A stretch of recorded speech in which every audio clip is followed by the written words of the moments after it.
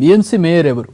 ఇదే ఇప్పుడు ముంబైలో హాట్ టాపిక్. అటు శివసేన ఇటు బీజేపీ పోటాపోటీగా సీట్లు గెలుచుకోవడంతో ఎవరు మేయర్ అవుతారని ఉత్కంఠ నెలకొంది.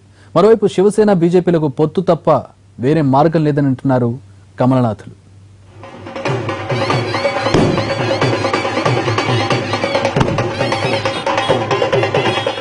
బృహన్ ముంబై మున్సిపల్ కార్పొరేషన్ ఎన్నికల్లో హంగ్ ఏర్పడడంతో మేయర్ పదవిపై ఉత్కంఠ కొనసాగుతోంది.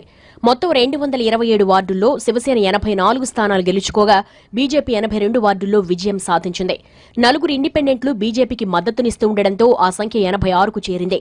అదే సమయంలో ఓ ఇండిపెండెంట్ కార్పొరేటర్ స్నేహల్ మోర్ మద్దతివ్వడంతో శివసేన సంఖ్య 85కు చేరింది. అయినా మ్యాజిక్ సంఖ్య 114కు ఈ రెండు పార్టీలు ఇంకా దూరంగానే ఉన్నాయి.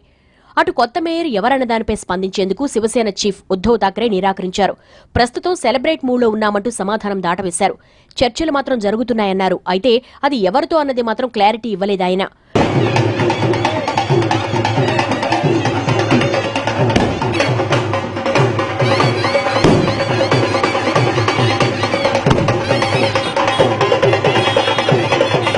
మరోవైపు సీఎం దేవేంద్ర ఫడ్నవీస్ సైతం తాజా పరిణామాలపై ఎప్పటికప్పుడు చర్చిస్తున్నామన్నారు.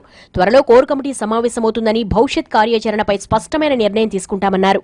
మొత్తానికి బీజేపీ శివసేన పొత్తుపై ఉంటుందనే ప్రచారం జరుగుతోంది. అయితే దీనిపై ఎలాంటి స్పష్టత రానప్పటికీ కమలనాథులు మాత్రం ఇప్పటికే సంకేతాలు పంపుతున్నారు. ప్రస్తుత పరిస్థితుల్లో రెండు పార్టీలకు పొత్తు పెట్టుకోవడం తప్ప వేరే మార్గం లేదంటున్నారు కేంద్ర మంత్రి గడ్కరీ.